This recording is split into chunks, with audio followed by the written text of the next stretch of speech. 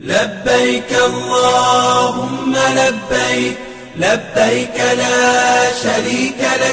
بسم اللہ الرحمن الرحیم. عمرہ کی دو اقسام ہیں، عمرہ تمتع اور عمرہ مفردہ. عمرہ تمتع حج بیت اللہ کا حصہ ہے اور ایک مخصوص وقت کے دوران انجام دیا جاتا ہے، جبکہ عمرہ مفردہ کبھی بھی انجام دیا جا سکتا ہے. عمرہ مفردہ کے لیے سب سے پہلا جو حصہ ہے وہ ہے محرم ہونا. کسی بھی میقات پر محرم ہونا یعنی احرام باندھنا. مردوں کے لیے 2 سفید چادر اور عورتوں کے لیے جو بھی انہیں لباس پہنا ہوگا وہ احرام میں تبدیل ہوتا ہے بعد از نیت احرام، یعنی نیت احرام کرنے کے بعد. احرام کی نیت کرنے کے بعد تلبیہ پڑھنا ضروری ہے، یعنی لبیک اللہم لبیک لبیک لا شریک لک لبیک ان الحمد والنعمت لک والملک لا شریک لک.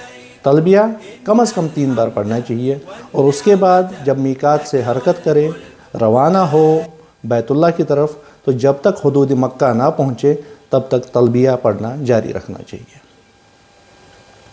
مکہ مکرمہ پہنچنے کے بعد جب انسان بیت اللہ کی طرف جائے تو بیت اللہ پہنچ کر کے ان کو طواف کعبہ کرنا ہوگا. سب سے پہلے طواف کعبہ یعنی کعبہ کے ارد گرد 7 چکر لگانا. 7 چکر سے ایک طواف مکمل ہوتا ہے. طواف شروع کہاں سے کرنا ہے؟ حجر اسود کی سیدھ میں کہیں پہ بھی کھڑے ہو کر کے نیت طواف کعبہ کر لیں. کس چیز کے لیے؟ عمرہ مفردہ کے لیے. اور اپنا کعبہ کے ارد گرد 7 چکر لگانا شروع کر دیں. طواف کے دوران برادران اہل سنت پہلے 3 چکروں میں اپنا دایاں کندھا کھلا رکھتے ہیں، یعنی احرام دائیں کندھے کے نیچے سے رکھتے ہیں اور اپنے چلنے کی رفتار تیز کرتے ہیں، جبکہ برادران شیعہ کو اس چیز کی اجازت نہیں ہے. جیسے ہی طواف مکمل ہو، یعنی 7 چکر کعبہ کے ارد گرد مکمل ہو، اس کے بعد ہمارا طواف مکمل ہوتا ہے. طواف کے بعد نماز طواف، جو کہ مقام ابراہیم کے پیچھے جہاں پہ بھی جگہ ملے وہاں پر 2 رکعت نماز ادا کرنی ہے، اس نیت کے ساتھ کہ نماز طواف ادا کرتا ہوں یا کرتی ہوں عمرہ مفردہ کے لیے قربتاً الی اللہ. نماز طواف مکمل کر کے انسان زمزم پی سکتا ہے، وہاں پر مہیا رہتا ہے، تو زمزم جتنا مرضی اتنا پی لیں اور اس کے بعد صفا کی طرف جائیں.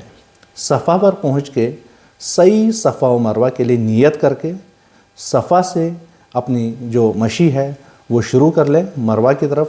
صفا سے جب مروہ تک پہنچے تو وہ 1 چکر مانا جائے گا اور مروہ سے واپس صفا تک جو ہے وہ دوسرا چکر مانا جائے گا. اس کے درمیان ایک جگہ پہ وہاں پہ سبز رنگ کی روشنی ہے جہاں پر مرد حضرات کو اپنی رفتار تیز کرنی ہے، دوڑ نہیں لگانی ہے بلکہ تھوڑا سا تیز چلنا ہے. ہمارا 7واں چکر مروہ پر مکمل ہوگا اور مروہ پر 7واں چکر مکمل ہوتے ہی ہماری سعی مکمل ہوتی ہے. سعی مکمل ہونے کے بعد خواتین کو تقصیر کرنا ہے، یعنی تھوڑے سے بال یا ناخن کاٹنے ہیں، اور مرد حضرات کو تقصیر یا حلق کرنا ہے. حلق یعنی سر کے پورے بال منڈوانا ہے. تقصیر مکمل ہوتے ہی ہم لوگ احرام سے فارغ ہوتے ہیں اور عازمین اہل سنت کا عمرہ مکمل ہوتا ہے، جبکہ عازمین جعفریہ کو اور ایک طواف کرنا ہے جس کو طواف النساء کہتے ہیں. طواف النساء بھی جیسے ہم نے پہلے طواف کعبہ کیا ویسے ہی کرنا ہے. حجر اسود کی سیدھ میں کہیں پر بھی نیت طواف کعبہ کرنا ہے اور اس کے بعد طواف مکمل ہونے کے بعد مقام ابراہیم کے پیچھے کہیں پر بھی 2 رکعت نماز طواف النساء ادا کرنی ہے اور اس کے ساتھ ہی ان کا بھی عمرہ مکمل ہوگا. لبیک اللہم لبیک لبیک لا شریک